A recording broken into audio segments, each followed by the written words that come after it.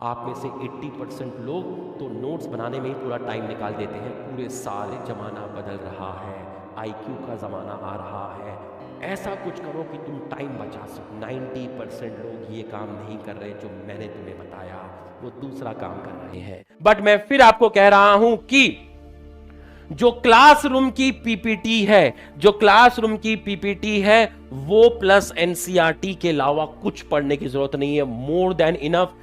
Best है भाई, best content है, बेस्ट हैंडराइटिंग है। और मैं तो आपसे कह रहा हूं आप इसी पीपीटी को डायरेक्ट याद कर लो, लिखो भी मत। लिखने का टाइम सेव करो। वक्त बदल रहा है, जमाना बदल रहा है, इनोवेशन आ रहा है। 90% लोग लिखने में इतना टाइम खर्च कर देते हैं कि उन्हें सेल्फ स्टडी करने के लिए टाइम ही नहीं मिलता। अगर तुम बॉटनी के एक लेक्चर के नोट्स बनाने में 2 घंटे लगा रहे हो तो पूरे साल बॉटनी के कितने लेक्चर होंगे, उनको 2 घंटे से मल्टीप्लाई करो। अरे जमाना बदल रहा है, आईक्यू का जमाना आ रहा है। ऐसा कुछ करो कि तुम टाइम बचा सको। इसको रखो सामने लैपटॉप में, मोबाइल में, और जो तुम 2 घंटा लिखते उसमें याद कर दो, याद कर दो, याद कर दो, याद कर दो, याद कर दो। ऐसे करके बैठो, याद कर दो, याद कर दो।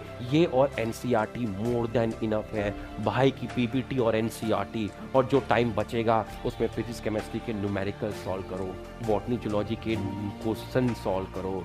दिमाग लगाना, भेड़ चाल में मत जाना। 90% लोग ये काम नहीं कर रहे जो मैंने तुम्हें बताया, वो दूसरा काम कर रहे हैं। अभी नोट्स बनाएंगे, फिर शॉर्ट नोट्स बनाएंगे।